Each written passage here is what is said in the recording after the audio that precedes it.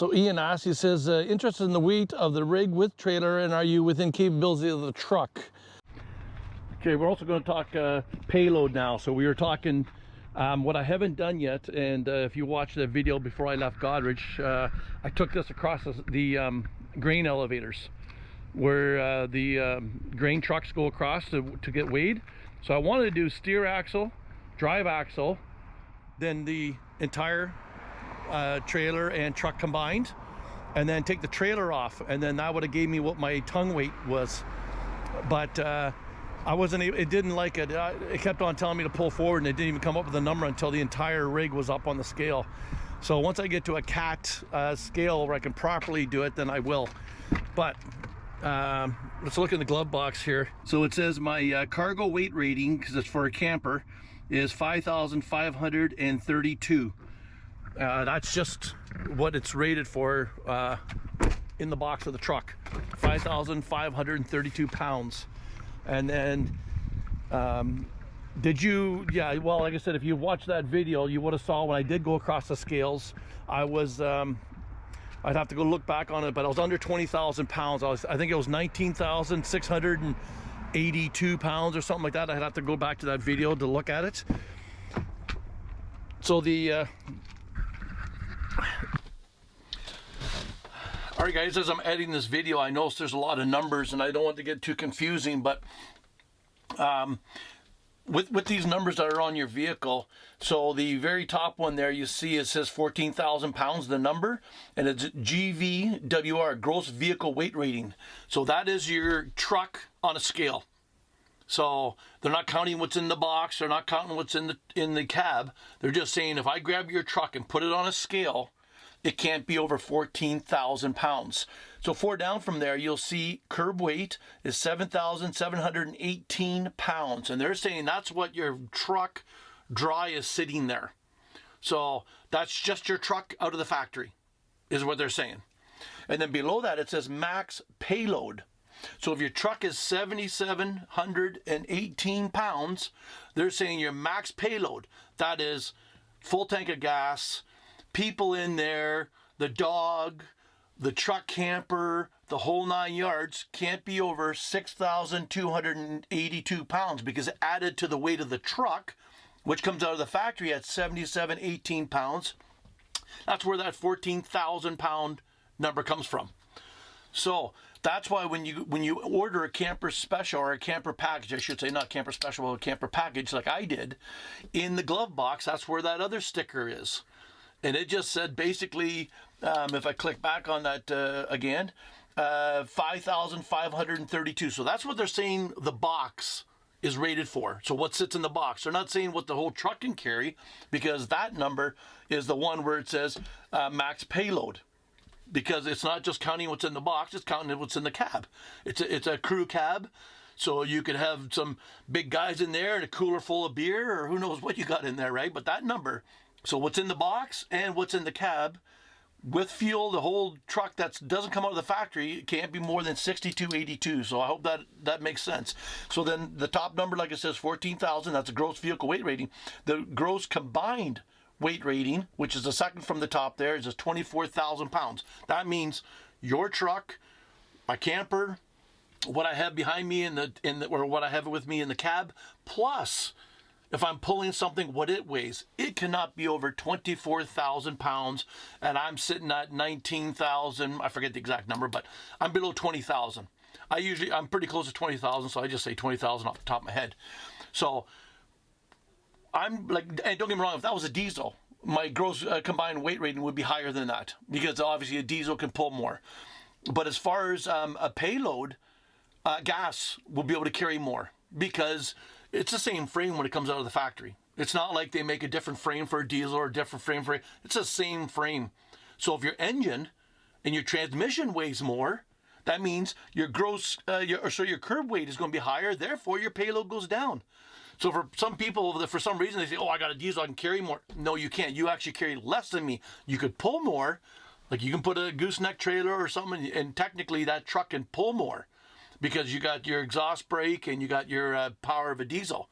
But as far as payload, a gas vehicle will always have more payload than a diesel. I hope that makes sense, guys. And if you don't believe me, go look it up.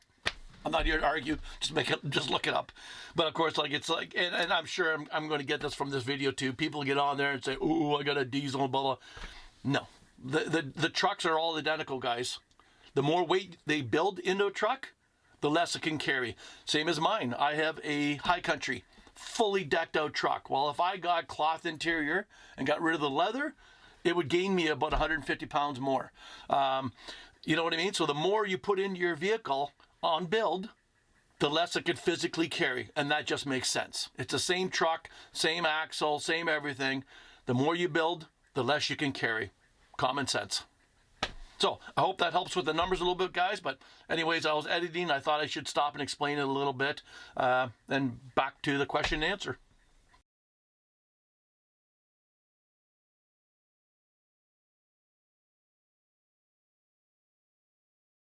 So the right there again, the gross vehicle weight rating. That's the truck's weight and all the occupants and all the cargo. The rating of that is 14,000 pounds, and the front axle is rated at 5,600 pounds, and the rear axle is rated at 10,500 pounds. Don't forget, I have a dually, so that's going to make a difference there too, right?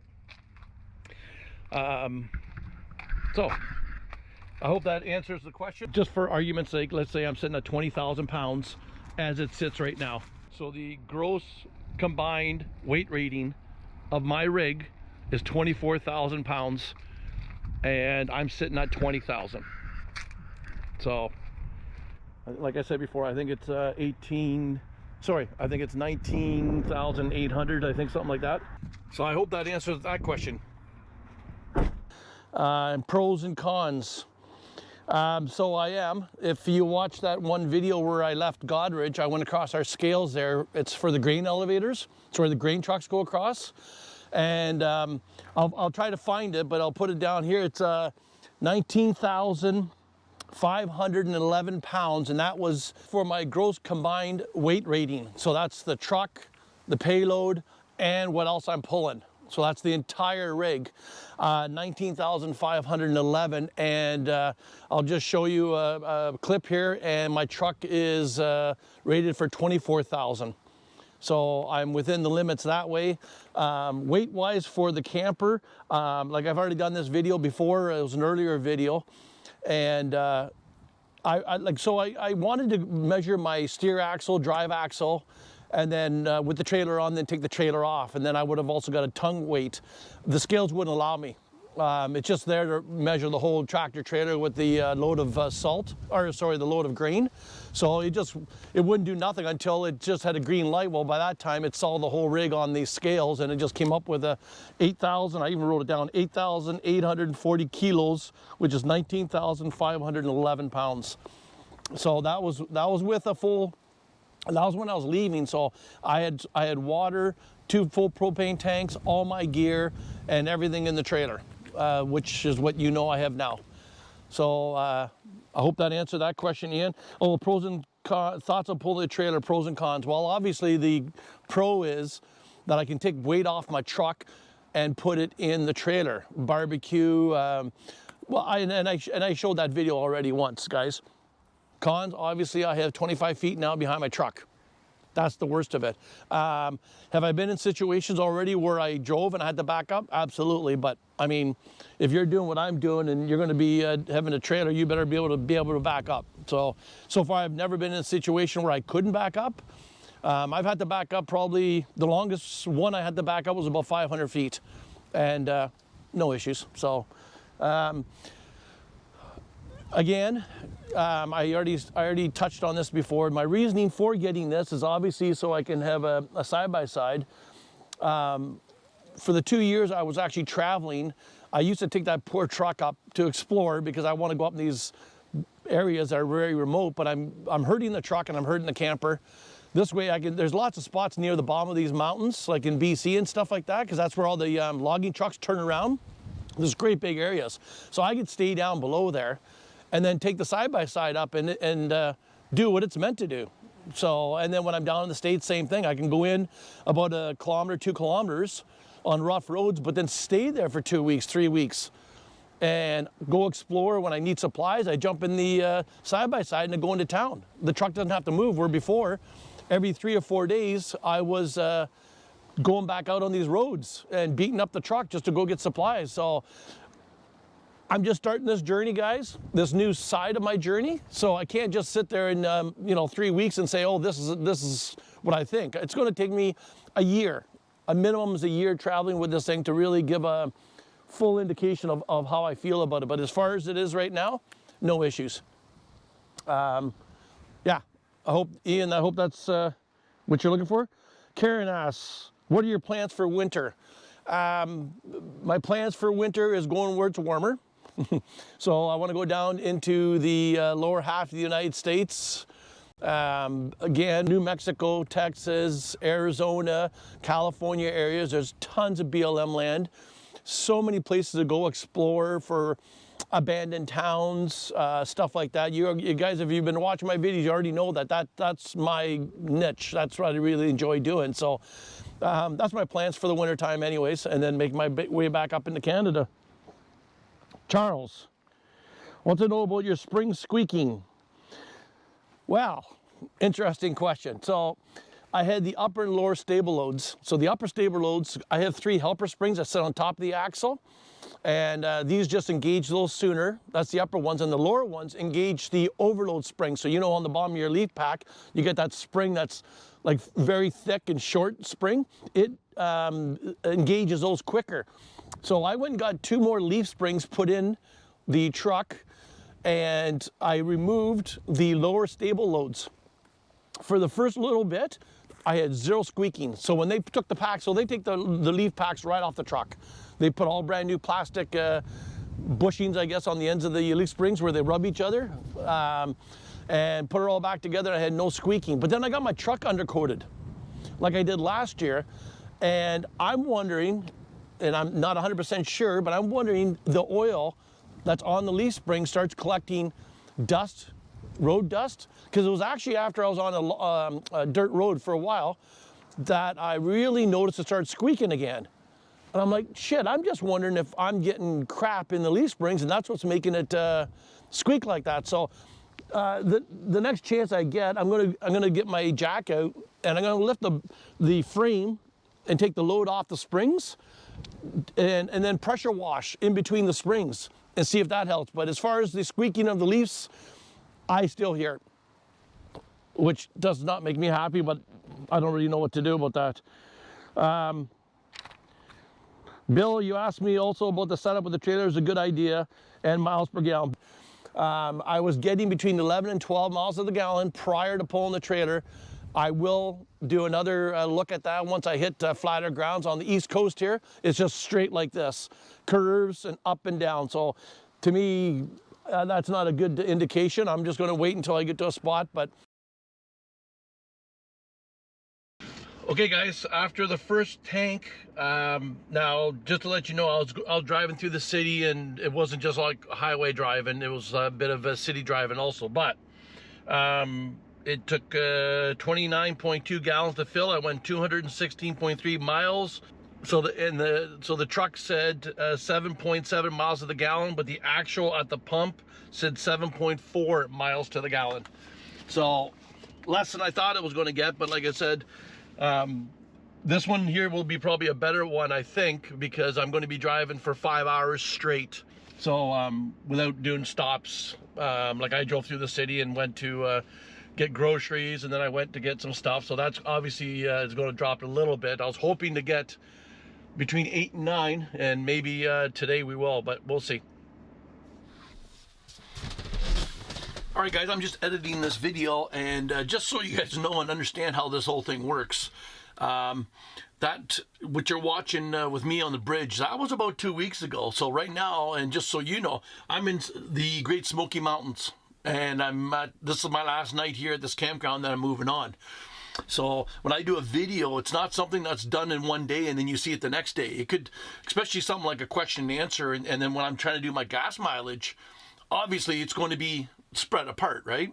So to finish this gas mileage topic, which I know will never end, it'll never end because somebody that joins the channel tomorrow is going to ask me the same question, which it is what it is. So I did 4 tanks. You just watched the one I just did in my truck, but I didn't do every single one of them. I just wrote down obviously the miles, the gallons, and then your truck will give you an estimate, and then the actual. Okay, so the tank afterwards, which I knew I was going to do better because I was actually on a fairly straight run, and it was fairly level. So I'm not going to tell you the gallons and mileage. I'm just going to tell you what I got. So the truck said I got 9.1 miles of the gallon, but that wasn't right. The actual was 8.84 miles of the gallon. The tank after that, so my third tank, the truck said I got 7.6 or estimate 7.6. I actually got 7.8. And my third tank, the truck said I got 8.7, but the actual was 8.5. So again, it's just doing an estimate, so I totally understand that. But out of those 4 tanks, and I might even do one for myself when I'm down in the States, like on the real flat ground, because I'm still on some, obviously I'm just crossed the border into Maine and on the East Coast where I started this, so it's still kind of curvy and windy. But anyway, so on the average out of those 4 tanks was 8.14 miles to the gallon out of the 4 tanks.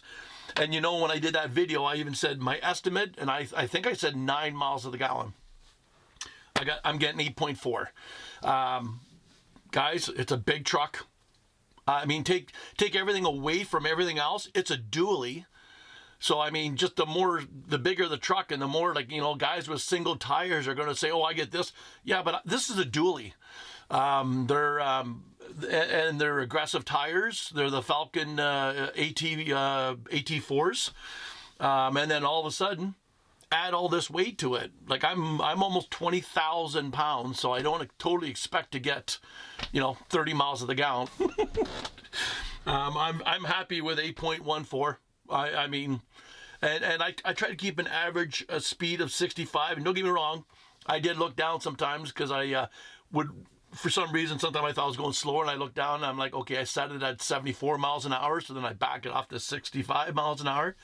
But yeah, 8.14, let's just say 8 miles to the gallon. I'm okay with that.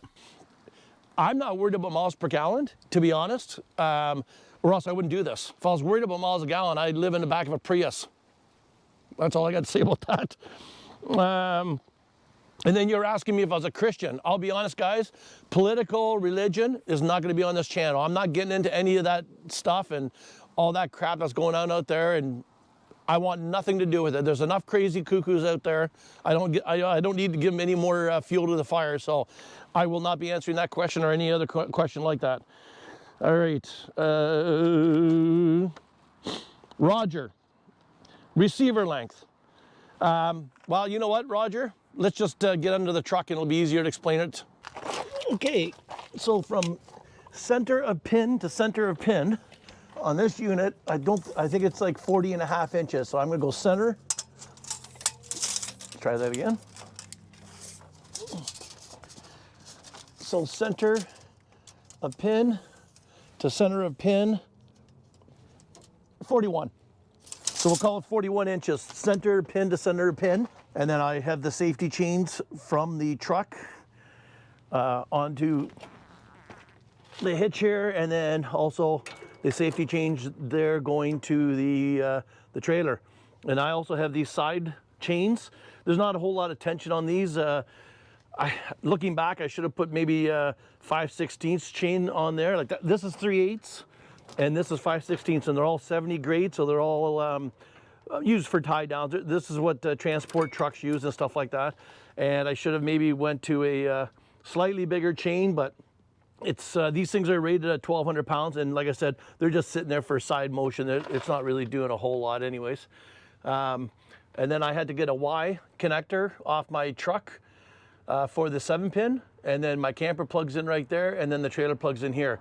There is another plug-in, but I can't, it's on the side over here, and it's a pain to get to it, so I just got this off Amazon. It was like 50 bucks or something like that.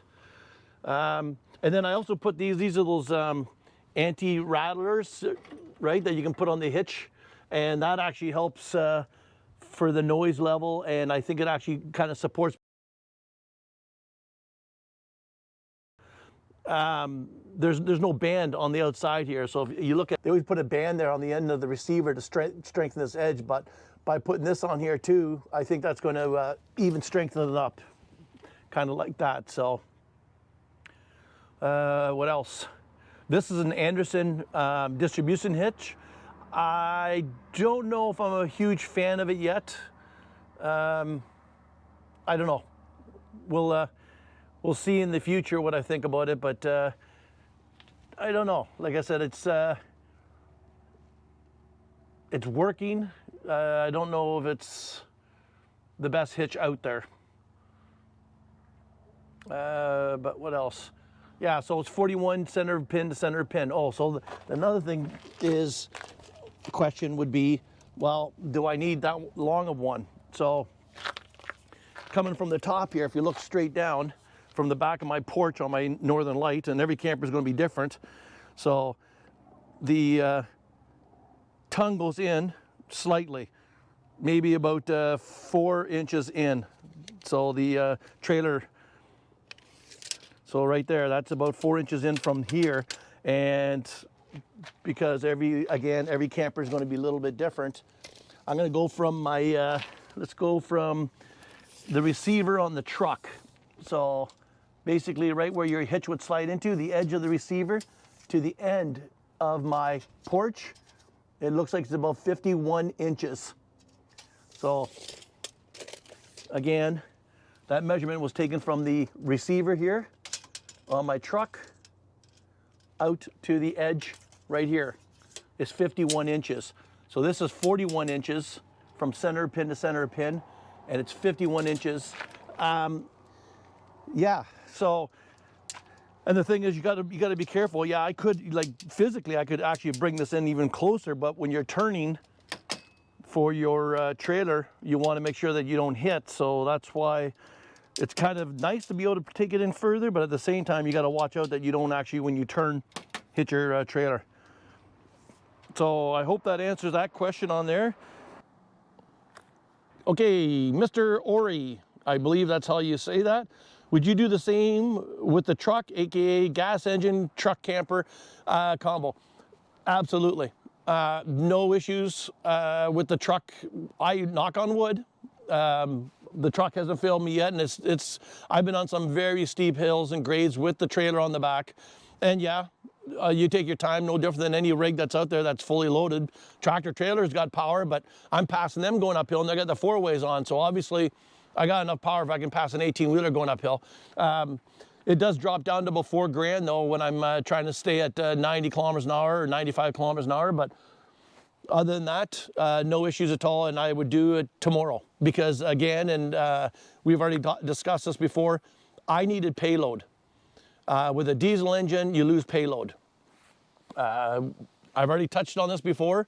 My payload is over 5,500 pounds with this truck. That little sticker that's in the glove box tells your cargo rating. And the truck itself is, the gross vehicle weight rating on this truck is 14,000 pounds. So yeah, I would not even think about doing anything different.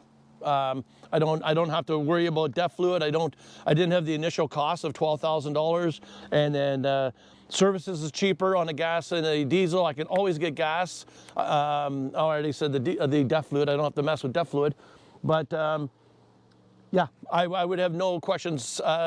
No questions. I would not do it again. Again, guys, this trailer right now, it's rated for just over 10,000 pounds. I've got the whole thing right now, the gross weight rating on that trailer is 10,500. I might be weighing in around 6, maybe 6,500, and it has no issues pulling that trailer. So if I had a triple axle, 45-foot, fifth wheel, then yeah, the diesel would probably be a lot more beneficial, or a business where you have a float and an excavator on the back like my buddy does. Totally different. For what this is, the gas engine would have I wouldn't even think about doing anything different. Hope to answer your question.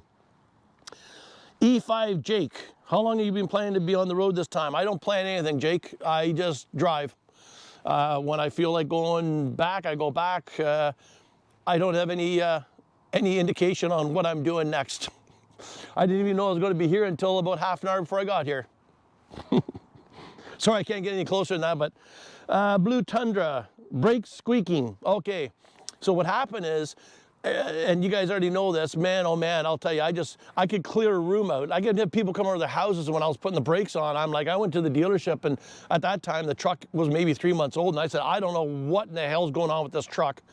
They said, don't worry about it, there's already a bolt-in from GM. And I said, well, what's going on? They put full metallic pads on these trucks.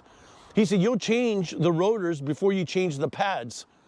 I said, well, what good is that? He says, but he says, GM already said that if the customer comes in and complains about it, put on the semi-metallic pads. So there's ceramic metallic pads. So I got them to change that, no cost to me. And he said, yeah, but you'll have to replace them every 3 years. Couldn't care less, I'll do them myself. And yeah, the squeaking's gone. It's never made a sound since I've got those pads changed. So yeah, the full metallic, wow. Like, I mean, I would put my foot on the brakes, and I mean just to slow down at a stop sign, not slam on the brakes, and people on the sidewalk looking out thinking, what the hell was that? So GM, no idea why you did that, but I don't know if the other makers do full metallic, but so I got the semi-metallics on, and that changed everything. All right, guys, I think that's it for this question and answer. Thanks for everybody that put in a question. Of course, I kind of knew that it will be all about the truck and trailer and weight and everything like this. Here I travel full-time in a truck camper and explore, but 99% of the questions were the truck or the trailer or something like that along the lines, but that's okay. Most people that are thinking about doing something like this, they want to know. But like I said, so from all the information I gave you guys, that's strictly off my truck. That has nothing to do with yours. You have to look it up, and a lot of them, especially the older trucks, like when I say older, like 10 years old or whatever, the numbers on your door are kind of like a generic thing. You have to actually go to their website. And there was one guy that made a comment one time saying, my 3/4 ton Dodge has got more payload than your dually. And I'm thinking, no, it don't. And so I actually had to look it up, and then I showed him that his payload was like 1,900 pounds. So you have to physically go to their chart and say, okay, this is my build, or this is what I have for a truck, and this is my payload. I don't know why they do that with the sticker, but I'm hoping, I know Chevy and GM, especially their more recent trucks, put on your build, your numbers for your build. Maybe the other makers now do the same thing, but I don't know. But yeah, just be careful on that, guys. Just because you see a number doesn't mean that's your exact number. Sometimes if you even look in your manual, it says you have to look up your build. But anyways, with that being said, guys, that's it for this one. Again, thanks a lot for tuning in and asking questions, and hopefully I answer the questions as best that I can. I'm no expert or no teacher. It's just, this is my experience. So just to let you guys know, if there's some questions, most of the questions I've been asked, I already did videos on them. Like for instance, if you want to check out what the inside of the camper really looked like when it was fairly new, episode number 10 is that. I did 2 episodes on the batteries installed, including the DC-DC charger, and I do believe it's video number 35 maybe, but don't quote me on that. I actually did a video on my truck already, so I know when you're new, those questions pop up, but if you actually do a little research and go back in my videos, which is there's not a whole lot. I think this is 115, or yeah, I think this will be 115. Look at the titles there, and you'll see that. So anyways, just to let you know that a lot of those questions could be answered already. Anyways, guys, as always, be good, be kind, be careful. We'll see you guys down the road. Bye-bye. I think it's time for me